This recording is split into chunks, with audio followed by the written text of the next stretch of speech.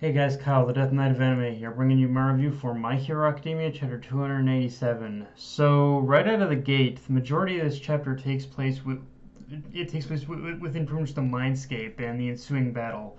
Which, just on that note, I love that Horikoshi used that setting to make it purely a battle of will. Like, there's pretty much there's no physical fight in this chapter until pretty much we basically got out of the timescape.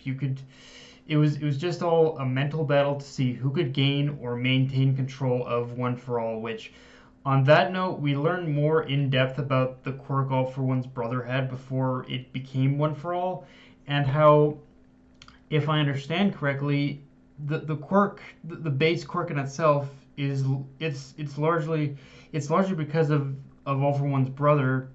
It's largely because of like All for One's brother directly, that the various holders are able to maintain their consciousness within One for All, because he himself, because All for One's brother himself, he acts as a conduit, to pretty much allow all these to allow all the former holders in order to have a connection with the current holder, which adds even more to what we learn in this, which honestly in itself adds even more to what we learn within this chapter, that All for One doesn't want the One for All quirk back to use against the world. He just simply wants it back so he can pretty like he I don't think he didn't necessarily say it directly, but just based off reading this chapter was definitely front loaded as hell when it came to the dialogue and exposition. But just based off the exposition we get from All for One, we can basically refer that he doesn't want the One for All quirk back so he can use it against the world.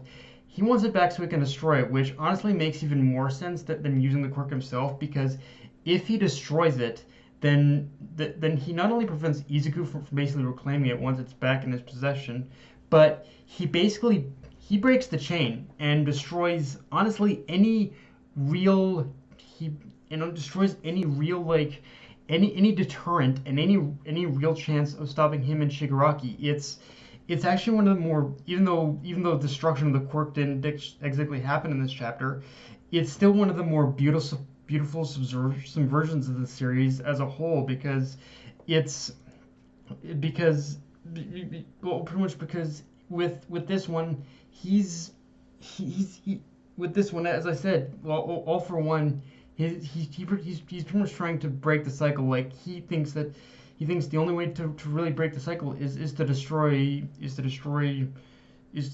well, pretty much One for All, and destroy anyone who's opposed him, and anyone who will oppose him in the future. Which, again, it's probably the smartest. It's the smartest. It is the smartest plan ever. And when you think about it, from basically what we've seen, what we know of the past, and all the other holders of One for All who have opposed All for One in the past, he pretty much he really does see it as little more than, he really does see like One for All as little more than an annoyance, and the biggest obstacle that's getting in his way of ever truly like making his plans like pretty much come to fruition. So it makes sense to destroy, and just in all that, it makes the most sense to destroy it. Now, obviously, from what we see, it didn't. From what we see, those plans in order to destroy One for All didn't work this time. But that doesn't necessarily mean this is going to be the last time we see something like this happen either. Like, I think just the fact that this whole thing was touched, this whole battle of will inside the mindscape was happening at all, it shows that there will probably be another battle in the future, between Shigaraki and Izuku, that's to determine what's going to happen what's going to happen with what's going to determine the fate of One for All and All for One, I think. And on that note, we also see Izuku just took the biggest leap, as he's finally able to move within the Mindscape world, which obviously means his control over One for All just took another big jump. but the question is, how big of a leap are we talking? Because just well, just pretty much based on the fact that he was able to move now within this world, I can only assume he's at least got control of at least 40 or 50% of the power now. Like that, like he it was pretty much said that he didn't have enough control back then, and that he didn't. It was basically said he didn't have enough control at the time. And from what I understand, his current control what was basically at like it was 20 or 30%. So yeah, I think we can safely say it definitely took a huge jump now with him being able to move in this world, and again it definitely sets the stage for the future as well.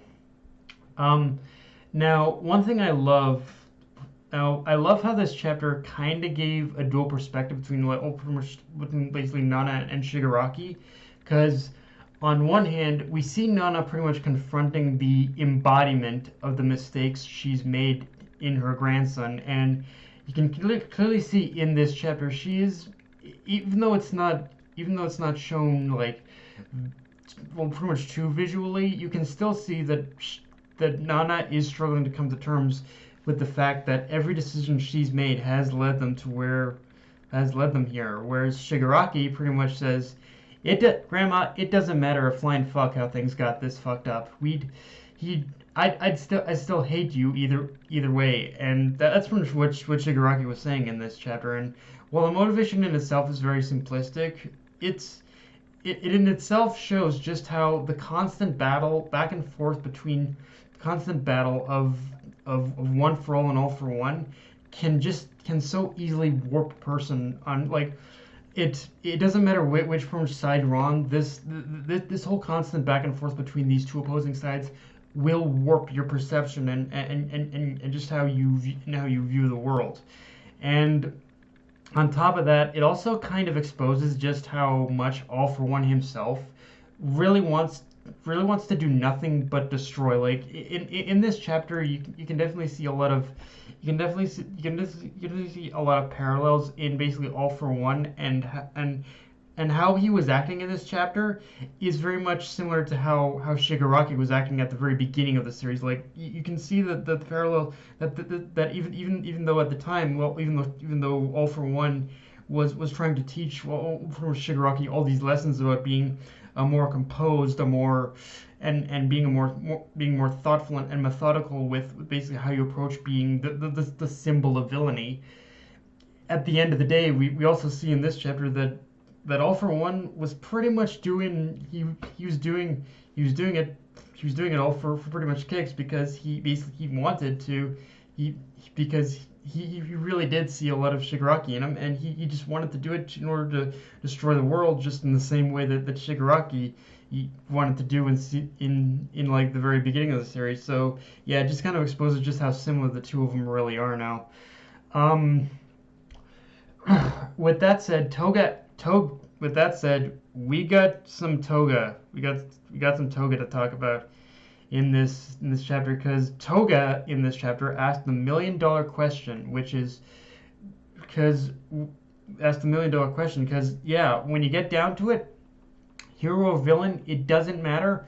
Twice, like everyone else in this war, was really just a needless casualty that didn't need to happen.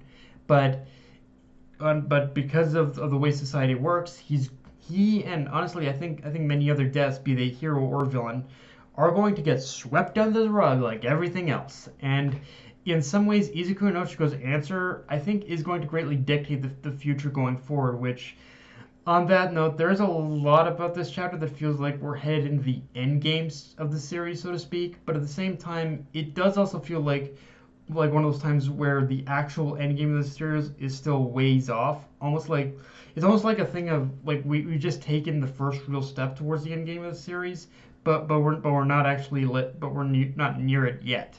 Which, if Dabi's words are anything to go off of, beyond this point, I wouldn't be surprised if we end up in a situation that explores more of the villains making a power move after this arc and comes after this arc comes to a close, and expectations of what we should see is like the villains exerting like pretty much further control over society with this war with this war looking like it's coming to its conclusion, like I think it doesn't really matter what happens one way or another. I think I think this war has, if anything else, just kind of just moved the needle even more, and pretty much and basically allowed like pretty much villain society in order to gain much more of a stronghold. Like even though it looks like pretty much, like neither side has really won in this war, I think that it has opened up a gap in order for the villains to exert a lot more power, a lot more control over society, and I think that in itself is also gonna open up the gate for a possible time skip as well in the future, because I think we're headed for an area where like villain society is going to take a lot more control, and because of that, it is going to motivate the heroes in order to get stronger and more get stronger in order to really in order to really kind of just in order to really like strike back, but they need to get stronger to do that. Um, but getting back to Toga though, if I had to take a guess as to what happens from here on with her character, it almost it almost feels like no matter what the answer Izuku and Ochiko have for her, Toga herself seems to have reached a high point in the series where she looks just emotionally exhausted and will probably leave the League of Villains and go solo in order to find her own answers to questions that neither side can give her. Like that's kind of just a little bit of what I'm guessing here is that it doesn't really matter. I think it doesn't really matter at the end of the day as to what Izuku and Ochiko's answers for her are. I think it is going to lead her to just kind of like leave the League of Villains, go solo, and I'm gonna find my own answers. Like it is.